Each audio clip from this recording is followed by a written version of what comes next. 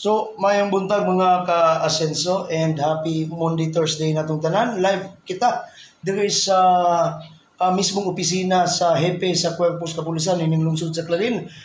And of course, we are with Police Major Alvin Tamayo and ato ang pakigsutaon no kay kagabi no adunay medyo kagulyang nga ming circulate sa social media kabahin sa aduna daw matud pa no nga bata nga daw matud pa lagi sa mga postings gikidnap daw. But before anything else, ato asang ihatag no ni Sir Alvin ang ato ang mikropono gatong camera sa pag-greet no sa ato ang mga ka-asenso nga naglantaw sa ato ang feed. Sir, please go ahead.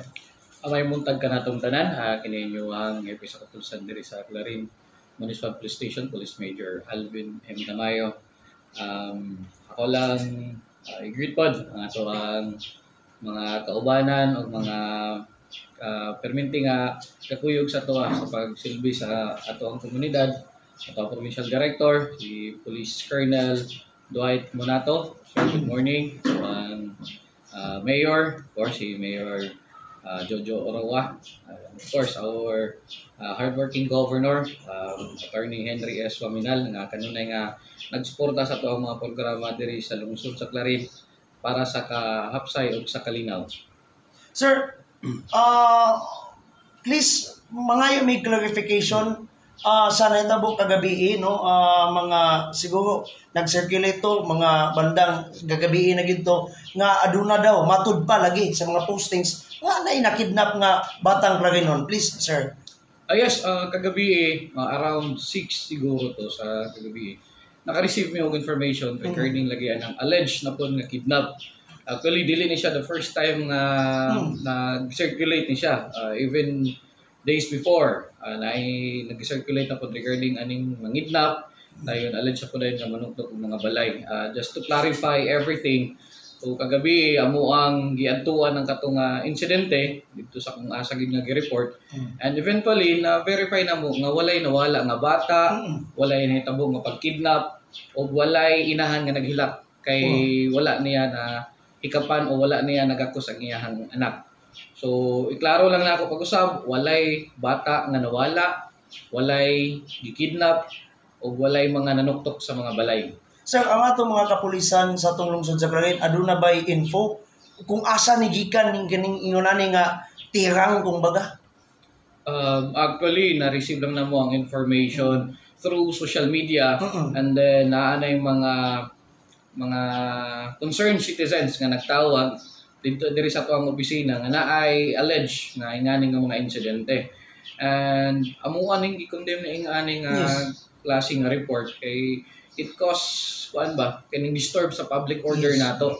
So nag-cause og panic ni siya. Actually niabot na gani naanay nag-message sa kuha nga taga lain nga probinsya kay tungod kay ila na ako din kabalo siya nga nako diri sa Clarin iyang i-verify kung tinuod ba nga report. So mo ni siya ang kuan kining nahitabo nga disturb sa public order nato diri sa Clarin nga niabot gid siya nga ni katag gid siya diretso dayon in just an hour. So layo na kay siya giabtan. So kining mga ingani nga panghitabo among i-remind pag-usab mga tuang katilingban na dili ta magpataka og post, dili ta magpataka og share. Actually karon ako anang gitagaan og instruction ako ang investigator to locate and mag-prepare na mi og unsay ang i-prepare para to file appropriate charges aning mga ingani nga tawo kay several times naman gud ni siya ngayong aning nag-cause o public disturbance sa tuang lugar. Sir, ato ang ipaklaro nga naagi di ay puy sanctions or naay mga kaparusahan kung sa Tagalog pa ang mga tigpakatap ni mga fake news. Yes. Actually na siya under sa tuang balaod na siya unauthorized ang kining maghatag ta og mga information, false information. Yes. False information dito sa public sa tuang publiko. Sanction gihapon na sila ay gihapon ta siya na ana na siya sa revised penal code na siya nakasulod. Yes, sir. So klaro na nga walay kidnapping nga nahitabo. But sir, ato na lang i-diretso, kumusta ang peace and order sa atong lungsod sa Clarin? Yes, in connection na no. Actually morning nga mo ang gihugtan ni karon kay kabaluta nga ang ato ang mga kababayan, ang ato ang mga taga Clarinhon nga nanarbaho sa ubang lugar gusto mo uli and then it caused disturbance kani tungod aning ilahang false information nga gihatag. So kabahin ani actually kami ga maximize mi sa moang safety and security nga mahatag sa tuang katilingban karon. Kay kabaluta nga this is a long weekend. Yes. And ato ang mga kababayan na gusto mo uli, gusto mo spend ang holiday sa ato ang pamilya na nagtrabaho sa Manila, di ka nagtrabaho og Cebu o mga other provinces, gusto mo uli karon unang ato ang gi-maximize tanan ang security. Ato ang issue og alert status na full alert status ta karon para mahatag nato ang full safety and security sa ato ang lungsod sa Clarin.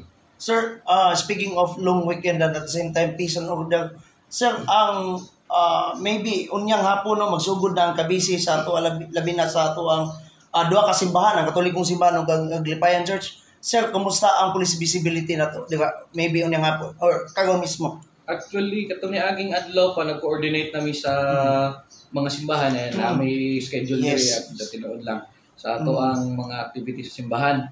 And then previous days na yung mga activities sa misa, kagahapon ano pa yato ang activity karon sa succeeding na mga adlaw amuan nang gi-designan o security detail para mahatag nato ang upside ug kalinaw sa ipatigayon nga activity sa ato ang simbahan. Sa ato ang duha ka simbahan diri sa Clarin.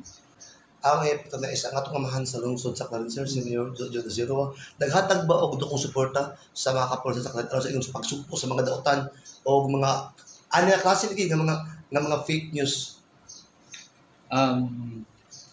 Ato ang mayor, ako ang dako yung mapasalamat kay dako kay iyang suporta permanente. Kanunay siya nag-coordinate sa MOA, kanunay siya nga nag-communicate sa MOA para mapadayon nato ang ato ang kahapsay ug kalinaw dire.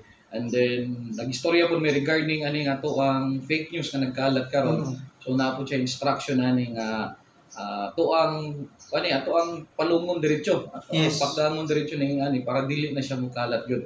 Ug dili na siya mugara pa pud ang uban ba nga gusto lang nga ug naay gusto nga i-post nila nga kabalo sila nga makaguba sa ato ang peace and order dire sa ato ang kahapsay o kalinaw kumbaga sa ato ang lungsod. And then ang iyahang pagsuporta pod diri sa ato ang kapulisan para sa ato ang pagpatigayon sa kahapsay o kalinaw kini ato ang sa activity sa Semana Santa. Yes, sir. So iyahang tagaan ta og suporta pamaagi sa kini ato ang mga resources sa mga basic resources nato. So iyan ang gihatag sa tuwa gyud. Para dili lang gitaw ning mga mahunong ta kay wala tayo dili na ta makakandak og visibility, dili na ta makahatag og police presence diyang lugar kay tungod nga wala tayo resources. So si Mayor iyahan nang gi-bridge na siya nga gap na siya sa kanang problema nato. Dako namon pasalamat ana kang Mayor Jojo Oroa. And pertains also sa kriminalidad nato. So bisan pa og naatay kalihukan diri sa Semana Santa karon ang atoang kwerpo sa kapulisan, we will not stop to fight against these criminalities, illegal drugs. Basin niya mo tuo sila ba nga Semana Santa man karon basin niya og wansa kaning time out sa na mahulay sa mga pulis kadto. Time out ang ato ang kapulisan. We will not stop until we will not be reached with the strong arms of the law. So magpadayon kami sa amo ang anti-criminality and anti-illegal drugs operation. So, for those nga tao nga naay plano nga ining dauton o gubaon ng ato ang peace and order diri sa lungsod sa Clarin, dili mo na mo pasagdaan nga inyo nang mabuhat. So we will strike you hard. Dili mo na mo pasagdaan nga kanang mugara mo diha. So if ever nga inyo ang buhaton, so you will face consequence. So ingunana no ang ato ang hipes kapulisan diri sa atong lungsod sa Cagayan. Anyway sir, nindot kayo ang pagiginabi, but mga reminders na lang sa anging pang-remindan and mga pa-thank you, mga greetings. Labi na kay maglugong weekend ka ba, basin natay ipalusot nga mga anging ipalusot sa kanginan. Please sir, go ahead. Daghang salamat. Ato lang reminder lang nato sa tuang sa atong community. Please karon kay daghan man og mga biyahero, yan na. Always lang ta nga iputan ato ang iputan atong kagalingon sa safety, sa security. Once nga kanang magbiyahe ta kay ato ang lungsod sa Clarin also nag-record po tao sa hayog kanang mga traffic accidents. So once nga ato na iputan ato ang kamot sa Manibela, atong ikuan is focus ta sa dalan and always keep na to ang i-check na to ang ato ang sakyanan o ato ang mga motor. And then kung bakasyon ta, i-check na to nga ato ang balay, ato ang gate is nakasarado and pwede na to na siya ipatugon po sa to ang mga silingan nga pwede ipa-check na siya while we are away from our home. And sa paman, sa to ang mga kababayan nga uli gikan sa mga sikbit nga lungsod, sa mga lagyo nga lugar, Manila, gikan ba sa gawas, kay tungod nga i-spend nila ang holiday, we will ensure that you will have the maximum security diri sa tuang lungsod sa Clarin. And thank you so much sa tanan nga nagsuporta sa tuang opisina diri sa kapulisan nato sa lungsod sa Clarin, tuang provincial director, tuang mayor, tuang governor, sa tuang SB, ug sa tanan nga mga stakeholders o sa tanan nga mga media pod nga media personnels nga kanunay nga ga-coordinate o ga-connect sa MUA if ever nga naay mga information, especially katong mga very relevant kayo na information. Thank you so much sa tanan.